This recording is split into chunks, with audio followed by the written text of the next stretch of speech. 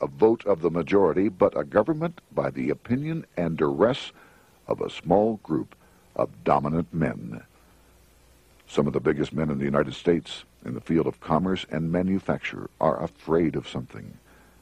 They know that there is a power somewhere so organized, so subtle, so watchful, so interlocked, so complete, so pervasive, that they had better not speak above their breath when they speak in condemnation of it. Before his death in 1924, President Wilson realized the full extent of the damage he had done to America when he confessed, "I have unwittingly ruined my government." So finally, the money changers, those who profit by manipulating the amount of money in circulation, had their privately owned central bank installed again in America. The major newspapers, which they also owned, hailed passage of the Federal Reserve Act of 1913, telling the public that now depressions could be scientifically prevented. The fact of the matter was that now depressions could be scientifically created.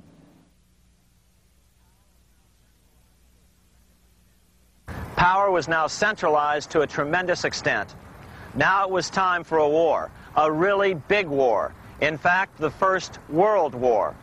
Of course, to the central bankers, the political issues of war don't matter nearly as much as the profit potential, and nothing creates debts like warfare. England was the best example at that time.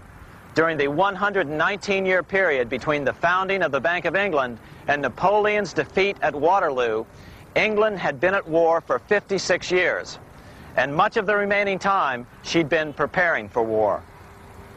In World War I, the German Rothschilds loaned money to the Germans, the British Rothschilds loaned money to the British, and the French Rothschilds loaned money to the French. In America, J.P. Morgan was the sales agent for war materials to both the British and the French. In fact, 6 months into the war, Morgan became the largest consumer on earth, spending $10 million a day. His offices here at 23 Wall Street were mobbed by brokers and salesmen trying to cut a deal. In fact, it got so bad that the bank had to post guards at every door and at the partners' homes as well. Many other New York bankers made out as well from the war. President Wilson appointed Bernard Baruch to head the War Industries Board.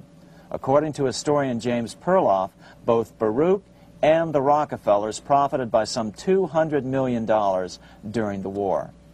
But profits were not the only motive. There was also revenge. The money changers never forgave the czars for their support of Lincoln during the Civil War. Also, Russia was the last major European nation to refuse to give in to the privately owned central bank scheme. 3 years after World War I broke out, the Russian Revolution toppled the Tsar and installed the scourge of communism. Jacob Schiff of Kuhn Loeb and Company bragged from his deathbed that he had spent $20 million towards the defeat of the Tsar. Money was funneled from England to support the revolution as well. Why would some of the richest men in the world financially back communism, the system that was openly vowing to destroy the so-called capitalism that made them wealthy? Researcher Gary Allen explained it this way. If one understands that socialism is not a share the wealth program, but is, in reality, a method to consolidate and control the wealth, then the seeming paradox of super-rich men promoting socialism becomes no paradox at all. Instead, it becomes logical, even the perfect tool of power-seeking megalomaniacs. Communism, or more accurately, socialism, is not a movement of the downtrodden masses, but of the economic elite. As W. Cleon Skousen put it in his 1970 book, The Naked Capitalist, power from any source tends to create an appetite for additional power.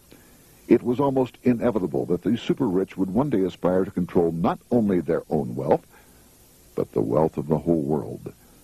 To achieve this, they were perfectly willing to feed the ambitions of the power-hungry political conspirators who were committed to the overthrow of all existing governments and the establishments of a central worldwide dictatorship. But what if these revolutionaries get out of control and try to seize power from the super-rich? After all, it was Mao Zedong who in 1938 stated his position concerning power. Political power grows out of the barrel of a gun. The Wall Street London axis elected to take the risk. The master planners attempted to control revolutionary communist groups by feeding them vast quantities of money when they obeyed and contracting their money supply or even financing their opposition if they got out of control. Lenin began to understand that although he was the absolute dictator of the new Soviet Union, he was not pulling the financial strings. Someone else was silently in control. The state does not function as we desired.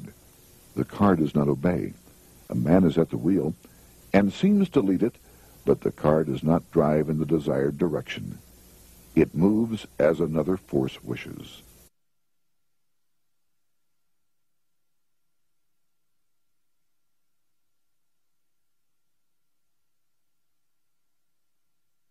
Who is behind it? Representative Louis T. McFadden, the chairman of the House Banking and Currency Committee throughout the 1920s and into the Great Depression years of the 1930s, explained it this way. The course of Russian history has indeed been greatly affected by the operations of international bankers. The Soviet government has been given United States Treasury funds by the Federal Reserve Board, acting through the Chase Bank. England has drawn money from us through the Federal Reserve banks and has relent it at high rates of interest to the Soviet government. The napisy Dam was built with funds unlawfully taken from the United States Treasury by the corrupt and dishonest Federal Reserve Board and the Federal Reserve banks. In other words, the Fed and the Bank of England, at the behest of the international bankers who controlled them, were creating a monster, one which would fuel 7 decades of unprecedented communist revolution, warfare, and most importantly, debt. In case you think there's some chance that the money changers got communism going and then lost control, in 1992, the Washington Times reported that Russian President Boris Yeltsin was upset that most of the incoming foreign aid was being siphoned off, quote, straight back into the coffers of Western banks in debt service, close quote. No one in his right mind would claim that a war as large as World War I had a single cause. Wars are complex things with many causative factors. But on the other hand, it would also be equally foolish to ignore as a prime cause of World War I those who would profit the most from the war. The role of the money changers is no wild conspiracy theory.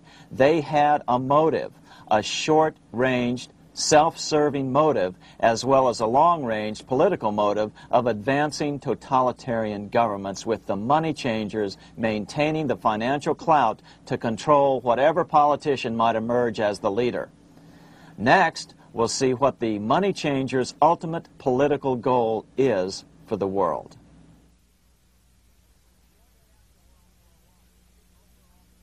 Shortly after World War I, the overall political agenda of the money changers began to be clear.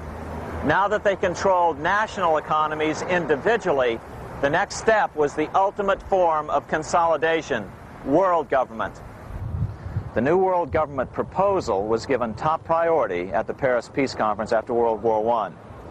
It was called the League of Nations, but much to the surprise of Paul Warburg and Bernard Baruch, who attended the peace conference with President Wilson, the world was not yet ready to dissolve national boundaries. Nationalism still beats strong in the human breast. For example, Lord Curzon, the British Foreign Secretary, called the League of Nations a good joke, even though it was the stated policy of the British government to support it. To the humiliation of President Wilson, the U.S. Congress wouldn't ratify the League either.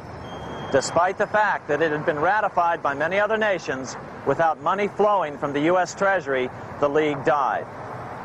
After World War I, the American public had grown tired of the internationalist policies of Democrat Woodrow Wilson.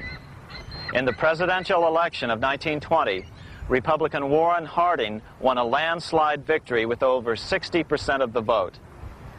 Harding was an ardent foe of both Bolshevism and the League of Nations.